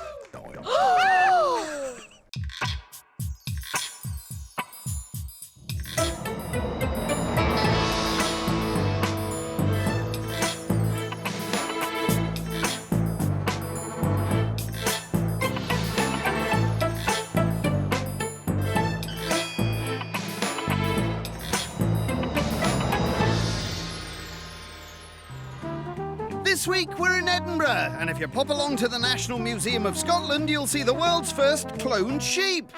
Well, hello, Dolly. And hoping to give his guests a unique dining experience is creative writing charity director Gerald. Like everyone this week, he'll serve his slap-up supper in this mahoosive mansion. So, feeling confident? Gerald? Gerald! I'm gonna be the raging bull of the competition, coming in and with a little rope-a-dope and taking over and being the one that really is the one to beat. Time to take this party down under. Someone else who thinks she's within punching distance of the title belt is Night 1 host Sharon. Time for some jungle fever. It's really, really nice. Thank it's you. fragrant, but with a proper kick. It's Lovely. just how I like Perfect. a curry. Good. It was a really good, successful night for me. And it was all going well until picky management consultant Anthony piped up. You've obviously made this pastry. Obviously not. No. Did you make the jus? No, I didn't, no. My main competition hasn't started yet. I don't think there's been anybody so far that competes to my standards in my cooking. Hello! Hello, gorgeous. Come on in. On night 2, Anthony showcased his posh nosh. Can I ask, does everybody know what a roulade is? And Sharon was quick with her critique. It's very flavoursome, but not for me. However, teacher Ashley was blown away by his grub. His food just dazzled. I mean, everything he put down was just virtually flawless. So far, I would be bold enough to say I think I'm probably on top, but we'll see how that goes the rest of the week. Cheers! Feeling less hopeful is last night's host, Carmen. I hope you all enjoy it. After her crunchy pud fell flat. A bit sort of comme ci, comme ça, but yeah, okay. I don't think I'm in the running to win the competition. I think I'm probably dead last. Wow. Food aside, Anthony's constant questioning is starting to wear thin. I'm interested to know what you think about having this meat substitute in the pasta. I'm not even going to attempt it, I'm sorry. Really? Anthony is a bit too high on himself, a little pompous. There's moments where I definitely am like, you can stop talking now. For all his hot air, he's still top of the pile with 30 out of 40. So with only 2 nights to go, could Gerald be the one to knock him off his perch? Gerald! Gerald! It would bring me great joy to beat Anthony. It would be delicious. You could hear my screams of joy all the way in America. I'd rather not. He's hoping to achieve victory with a menu of American classics, starting with mini sliders. Care to explain? Gerald! A slider is a small, palm-sized hamburger. I love the idea of having little mini burgers for my starter. Yeah, that's totally up my street. It's quite a crowd pleaser as well, where there's very few people that don't like burgers. I love a mini burger, and if there's more than one, I'll be delighted. Anthony's gonna like them. I mean, he can pop them in his mouth. I mean, he might have to pop all 3 in his mouth to keep him quiet, but he should like them. Gerald starts by making his patties. To mince beef, he adds egg to bind, a soupçon of spice, and for that added UK touch, a squit of brown sauce. It's like a horror show in here. It's like your hands in meat. It's so gross, but it tastes so good. Patties perfected, they'll be cooked fresh tonight. Pescatarian Sharon will get salmon burgers instead. If this is something that's thrown together and come out of a box, that will make me feel sick. Relax, it's coming out of a tin. You can smell the lake. You mean river? Smell the freshness. Smell the canning factory. Nice. Next job, buns. Anthony made his bread, so I'm gonna see his bread and take it up a notch with brioche. Ooh la la!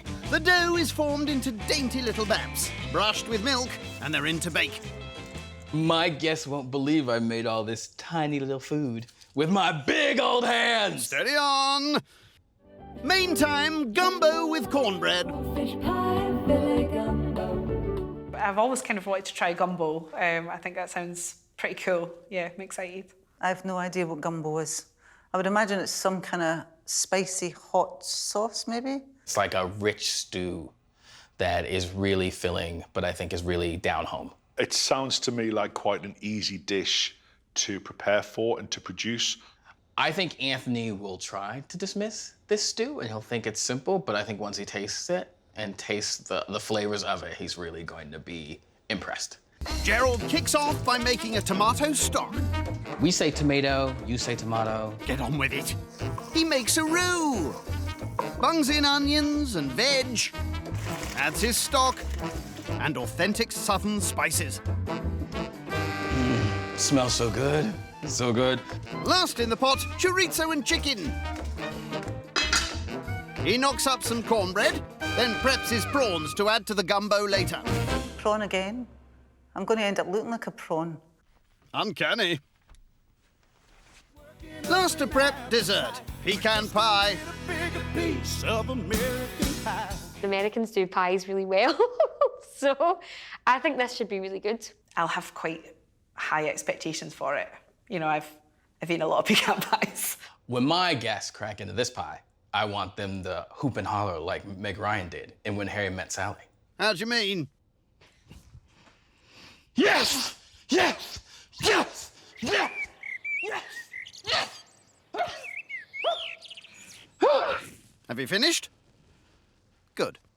I certainly expect he is producing his own light, crispy pastry.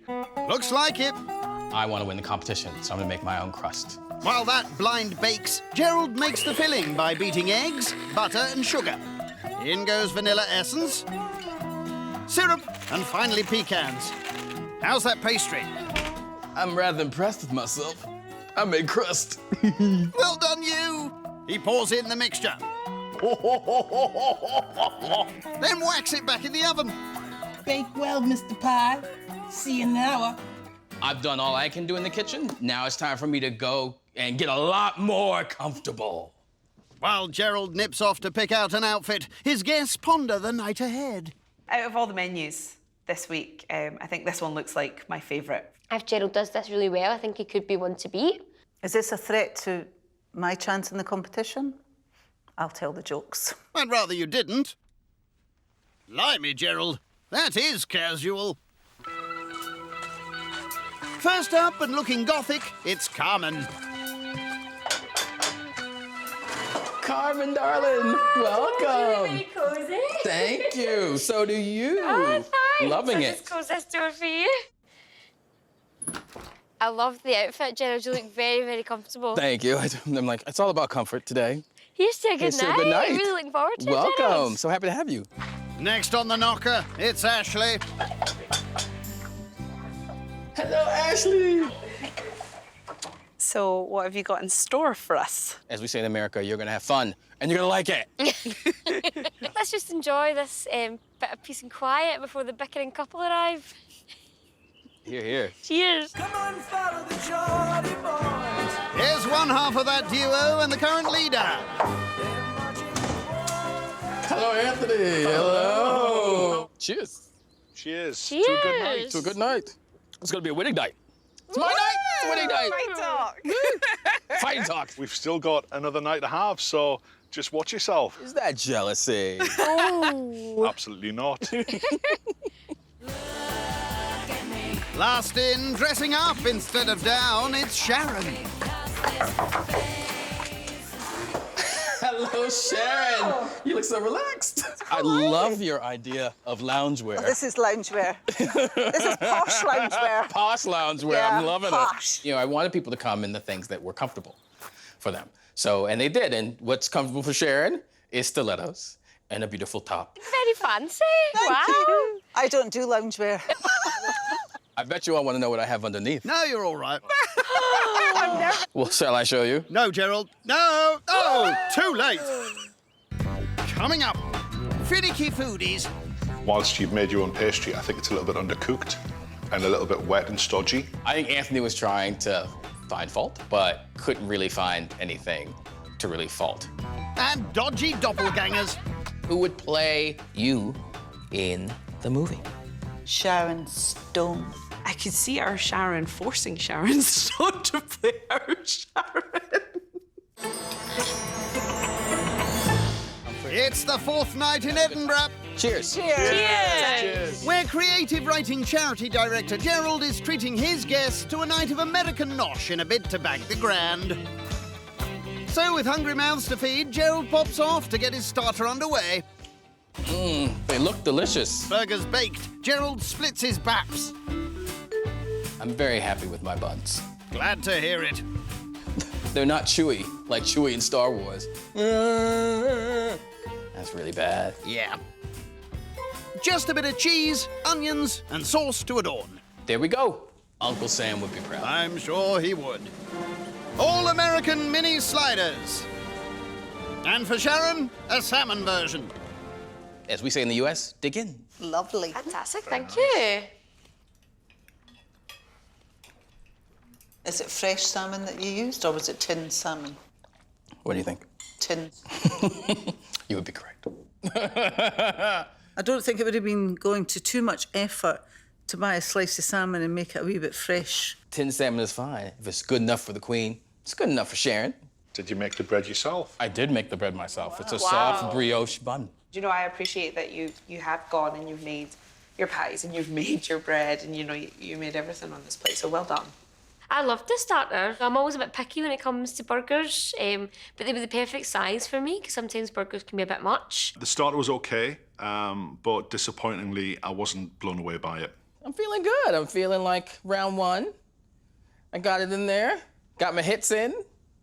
People liked it. Starter scoffed. Time to drop some names. Who's the most famous person person you've met? I danced on stage once with Atomic Kitten. Oh, wow. They were big at the time. Yes. Any advance on Atomic Kitten? I met Princess Anne a couple of years ago. And I got invited to this really fancy dinner at Holyrood Palace that she was at. Wow. Carmen said she met Princess Anne. I wouldn't like to meet any of the royal family, to be fair. Wouldn't impress me at all. OK, who can top the royals? I was in a park once with my kids, and I was stood next to Carol Vorderman. I didn't initially realise it was Carol Vorderman. I love her.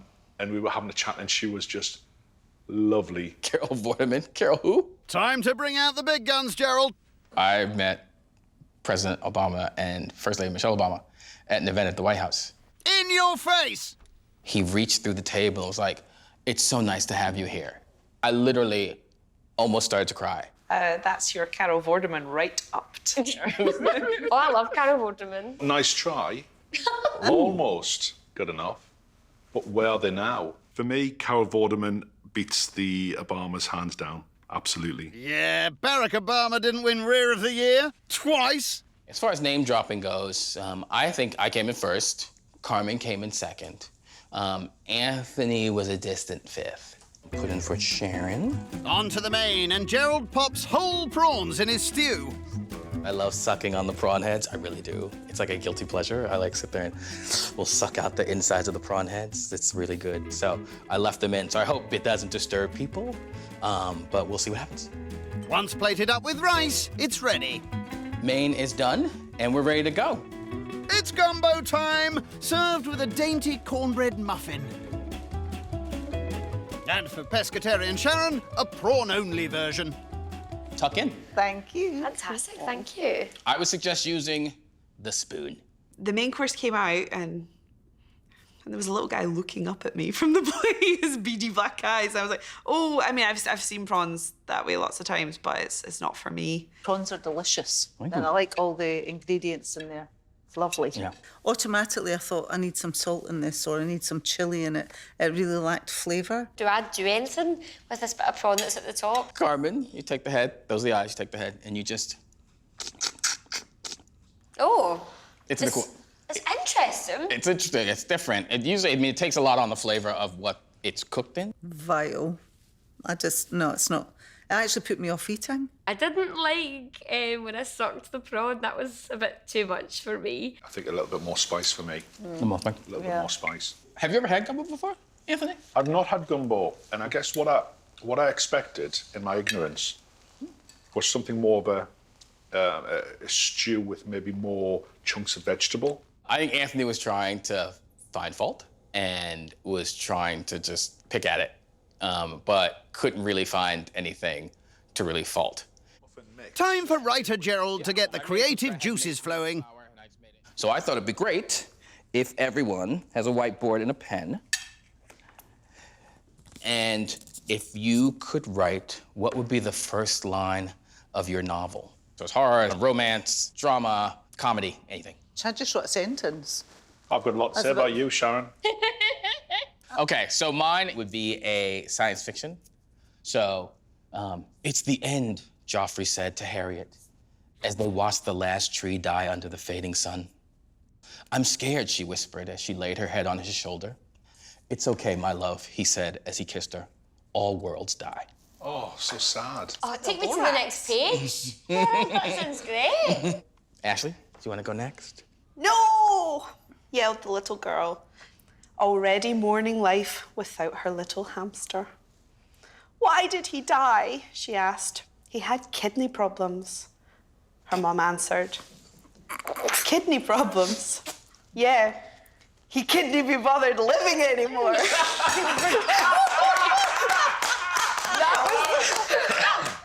That was awesome. Good. Ashley's story about the hamster, while tragic, was pretty hilarious. My title is Life Has Many Surprises. Ooh. She always created the best version of herself. Nice. I like it. Yeah, it's a good way to describe somebody. Are you describing yourself? Yes, 100%. Who would play you in the movie?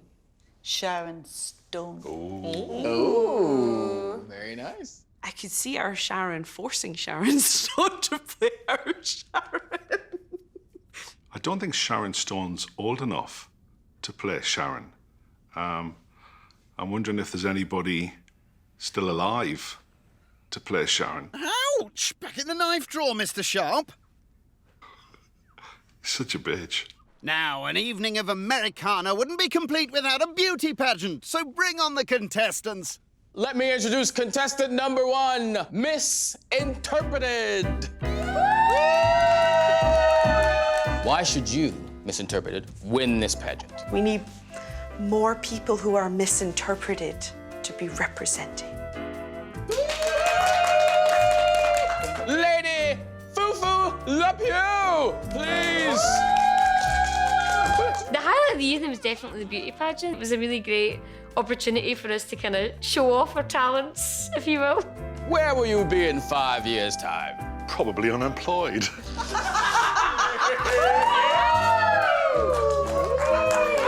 What makes you different from all the other contestants in the pageant? I'm beautiful. The beauty pageant was absolutely hilarious. I just thought it was really good fun. I think everyone adored doing the pageant. You know, at the start it was all kind of like, oh, it's so silly, but straight away they were like, ooh, ooh, ooh. You know, it was like, yeah. How would you achieve world peace? Everyone would have cookies and sandwiches. Because people love sandwiches. The beauty pageant was everything I had hoped it would be. It was fun and everyone really got into it. And that's really what I wanted. I couldn't have asked for anything more. Time to see if Gerald's pud takes the crown. I hope my crust doesn't have a soggy bottom. Please don't have a soggy bottom. Gold. Thank the cooking gods. With a dollop of whiskey cream, it's pecan pie. And I want a slice of the pie, yeah. What does everyone think? I think the consistency and taste, it's a bit like a jelly underneath, but it's very flavoursome. Did you make your own pastry?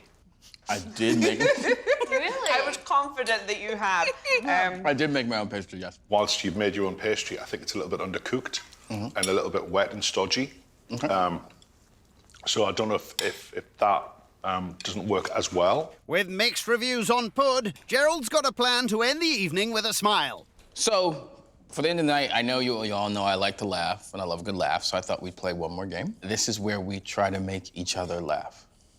So, the person keeps a straight face while the others sit and try to make the person laugh. Let's go. All right, ready? Listen, I'm just listen. Sammy's really good. It's really good. It is. That was good. Anthony, it's your turn.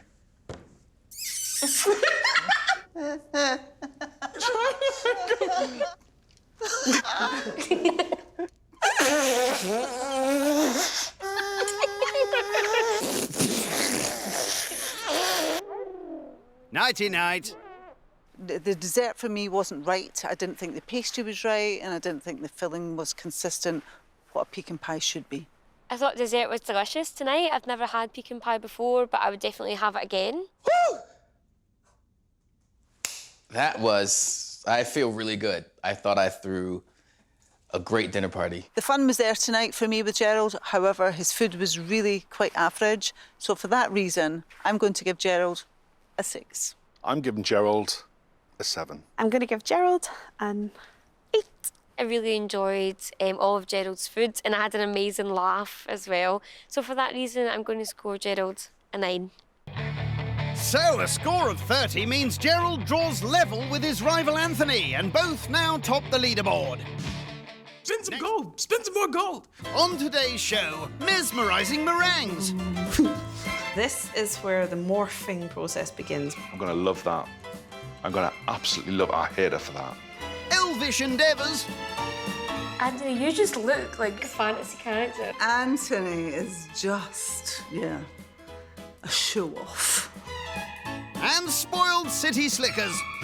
Would you guys ever consider foraging? You grew up in New York City. Yeah. Foraging is not one of the things that's in your brain. When I forage at Harvey Nichols. As a quintet of culinary combatants clash it out for a cloche of cash. Yeah. It's the pig the biker gang pig.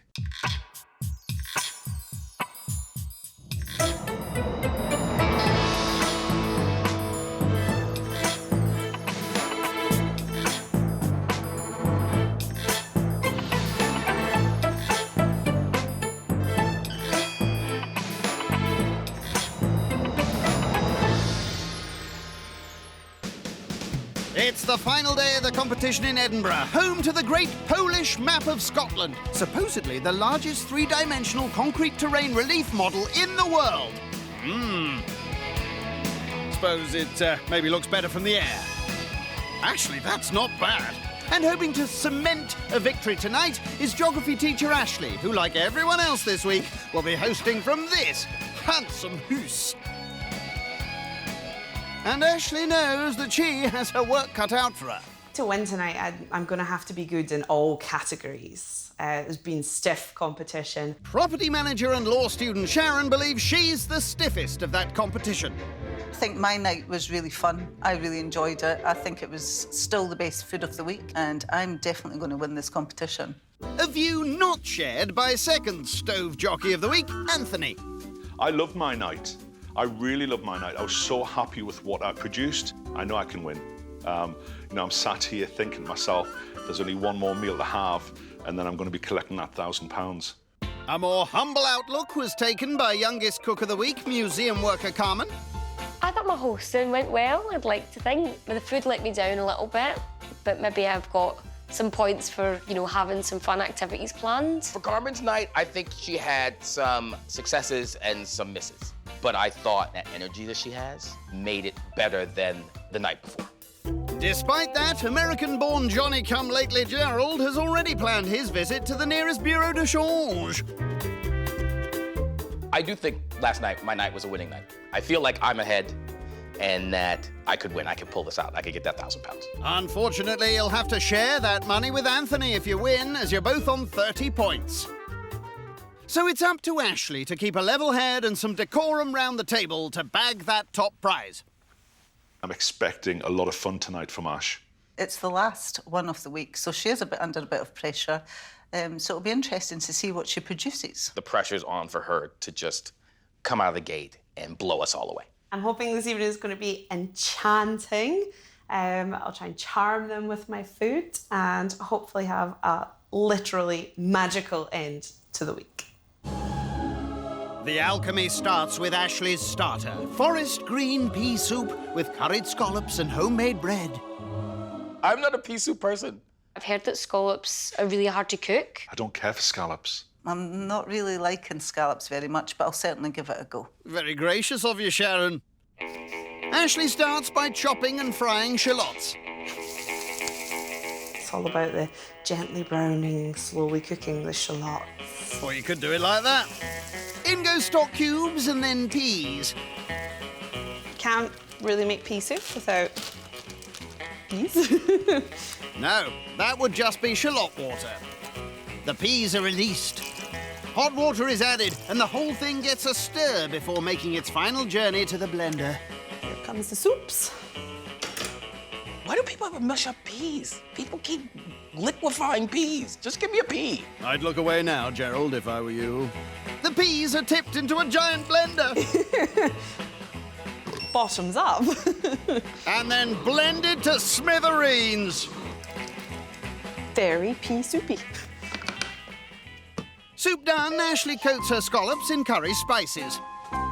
Yep, just a little more of this for some colour. Some people might think this is a bit controversial, currying a scallop, but I like it. Tough. That's the spirit. The scallops will be fried and added to the dish just before serving. Main please, pan-fried descendant of wild boar with cream and mustard sauce. Are we eating baby boar? Probably not. Descendant of wild boar, so I'm pork. That would be perfect for me because I love pork. I would anticipate that most of them will work out it's going to be a pork chop. It's like a pig. It is a pig, but it's sort of the pig that the biker gang pig. It's the what now? It's not the pig you'd find on the farm. It's like the pig that's out in the wild that like hangs out in the bar. In the bar? Chases people and rides a motorcycle. What? Does tough stuff. You clearly have very different pigs in America. Ashley will pan-fry her non-scary British pork before her guests arrive, so for now she'll crack on with Sharon's main. Pan-fried sea trout with samphire. I'd like to know if it's wild trout.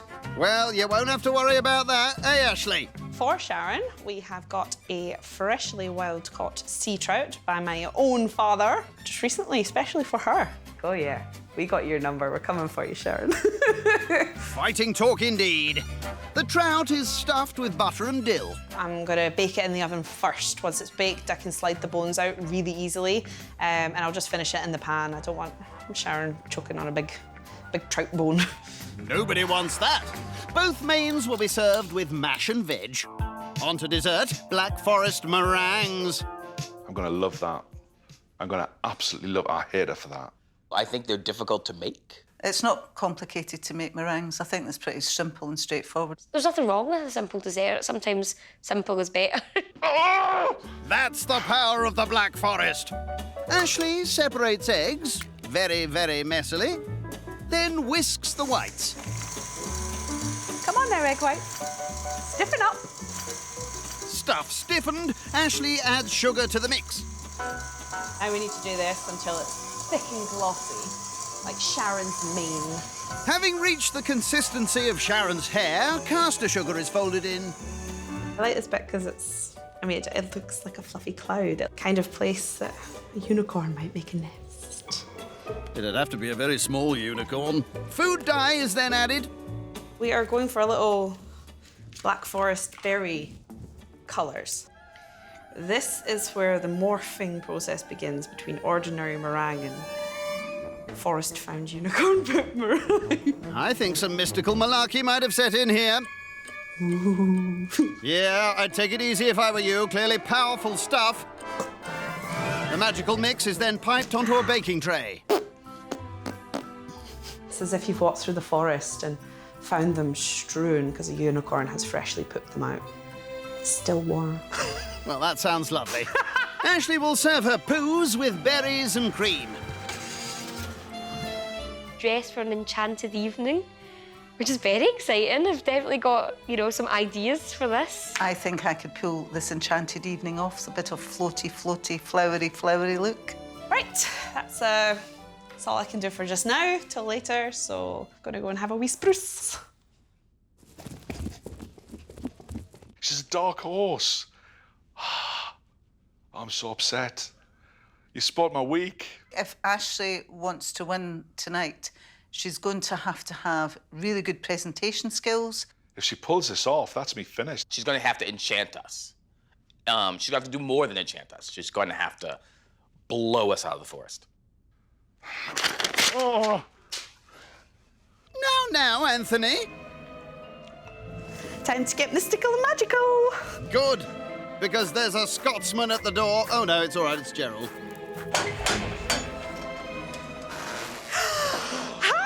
Hello, princess. You look amazing. Thank you, so do you. First time wearing a kilt? Yes. True Scotsman? I'll never tell. What's below the kilt stays in the kilt. Glad to hear it. Next up, Carmen. Hi! You look amazing. Cheers. I love the kilt. I think you're misinterpreting the kilt. Third to come a-flouncing, it's Sharon. Hi! Wow! You look amazing. You look like Tatiana. Well, thank you, whoever she is. Queen of the Fairy. Was she? Oh. Last up, oh, good Lord. I fear for that man's elf. Sorry, it's Anthony, I think. No way! Hello. Oh, this is amazing. Ah! I'm clearly a naughty elf. Hey, you come, please.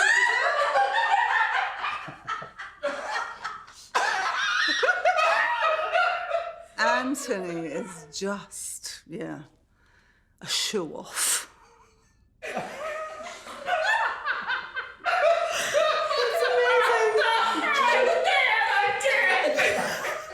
Thank you, and a massive cheers to the last night. Cheers! Coming up, fairy tale foul-ups. Maleficent. Maleficent. Powerful. Evil. Evil. If people run me up the wrong way, then that's exactly who I am. And someone gets a cloche of cash.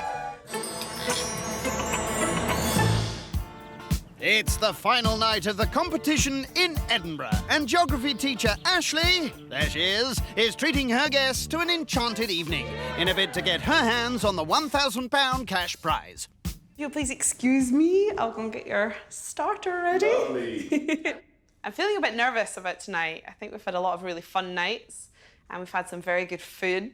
And now it's my turn to deliver. Ashley cooks her curried scallops. Trying to be all posh. Scallops, they're very simple to cook if you're very careful. Oh, pixie punnery, nice. Out comes the soup. And there it is. Forest green pea soup with curried scallops and a sprinkling of black magic. Sorry, I mean black pudding. Black pudding, it's just got a little of my twist on it. Is everyone a fan of peas?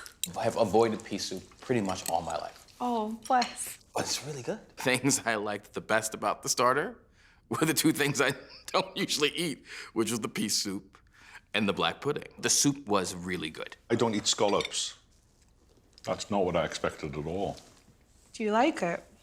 That's nicely spiced. My heart was in my mouth there. You've surprised me. There's nothing really special about it. For me, the tasting was just like pea soup. I loved it. Thought it was great. I love peas. That was perfect for me. And scallops, I actually really liked them with the pea soup.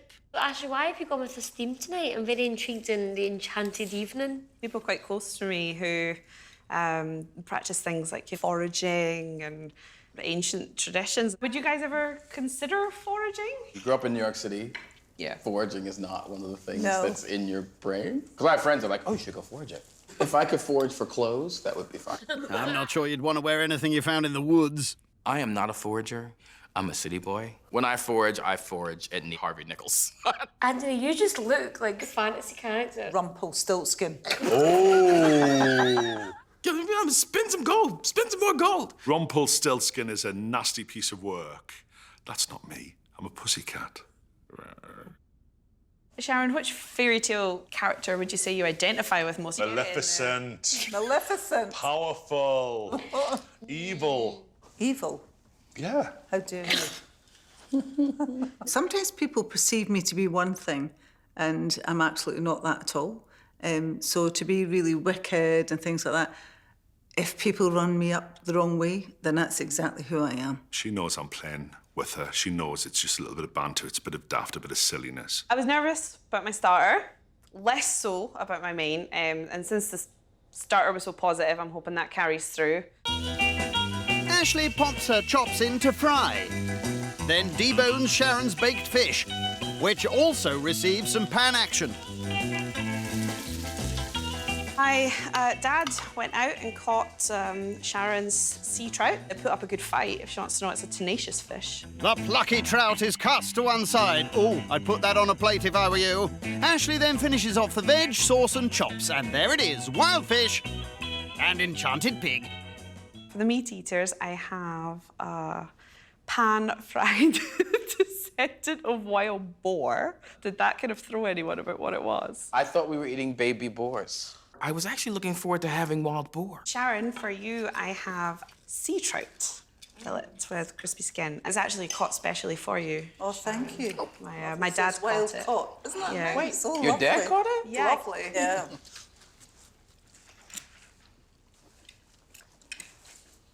Sharon, how's your fish this evening? It's overcooked.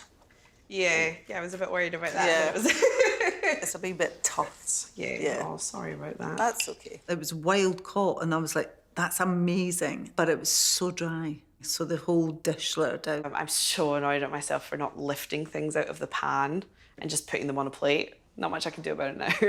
Tell that to your dad. Pork is really tasty, and the sauce is delicious. I like the sauce, but I wish the pork chop had a little more flavor. It was good, but I think I was expecting more. A Harley Davidson, maybe? Really enjoyed the pork. I thought that was cooked really nicely. As it's the last night, Gerald wants to share his first impressions of the others. You come across being very self-assured, confident, and that's good, but I also Charismatic? Charismatic, but I also think that behind that there's a little bit of insecurity. You want to be the alpha. I definitely felt like that. I met you and I was like, this is a sort of Jack the Lad. I've never been called a Jack the Lad. I'm quite proud of that. What are the lads? Get in. Oh, can I just say, I thought he was an opinionated. I thought, oh my God, here we go. Picky, picky, picky, picky. Am I one of those men that has intelligence that you quite like then? Well, I wouldn't go that far. Anthony definitely have some banter together. I think they've got very, very similar personalities, and that means that they sometimes clash, but it also means that they can get on really well if the time's right. The main went down all right. There was some mixed feedback, actually. I think the criticisms were constructive and fair. Well, maybe a magical version of pin the tail on the donkey might help you out a bit. Meet Henry Sparkles. He is missing his rose gold horn. You guys are gonna pin dear Henry Sparkles' horn back on. Nice. Yeah.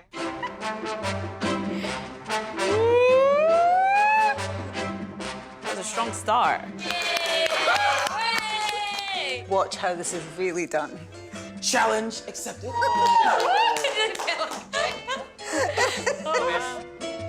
See, honey? White bit will come off, yeah. Decisive.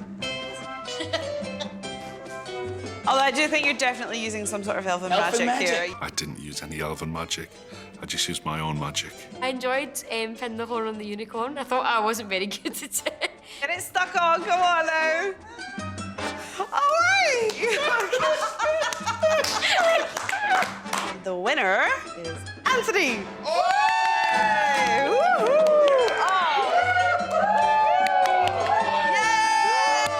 I came the closest. Yes, the horn was upside down. Anthony was not the worthy winner. I got it closer than him. I think I've pretty much won most things this week, so let's see how we get on with it tonight. Yes, let's. Ashley whips out her marbled meringues and pumps them full of Black Forest cream. Little Henry Poo. Hopefully not tasting very poopy, though. Yeah, let's hope not. On goes some berries, and there it is. Fresh from the business end of a unicorn. It's magical, I tell you.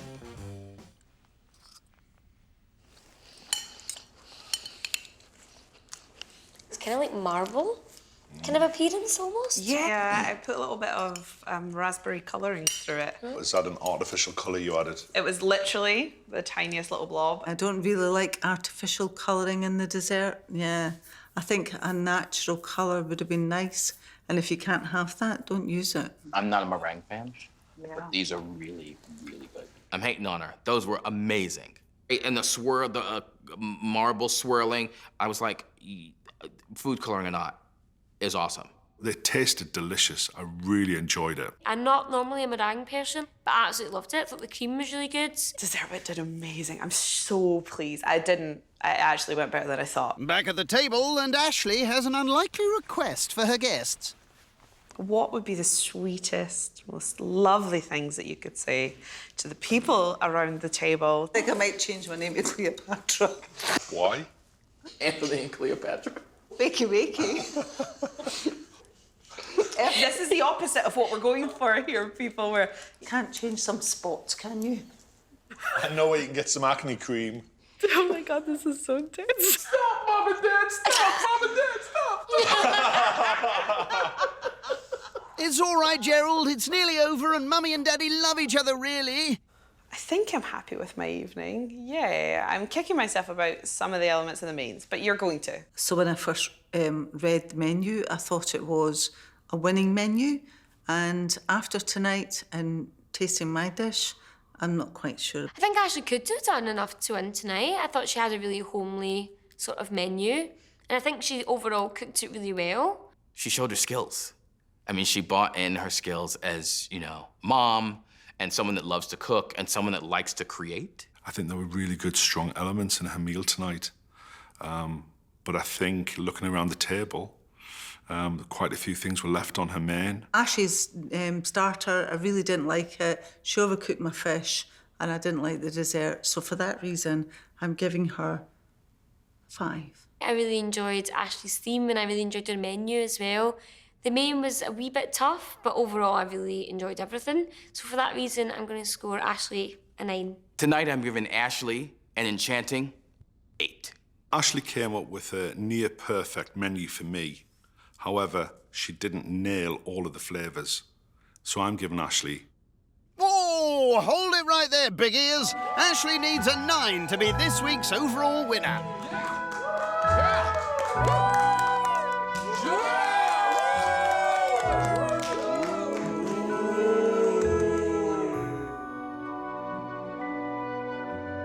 In 5th place is Sharon.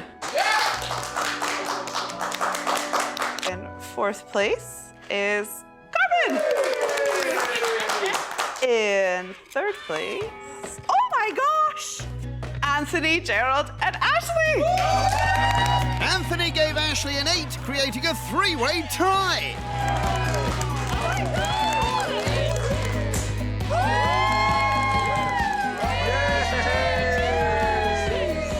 I may not have won, but I met some wonderful people. Oh, and of course, Anthony. This is a good outcome for me. The fact that we've got 3 winners actually makes the placements really nice, so it means I'm technically second. Oh. It's really nice that there's 3 of us who've won it. We're kind of all sharing in the joy. It's not one person. I'm glad to share the top spot in the money because, after all, I'm not that elfish. Very good. We believe you.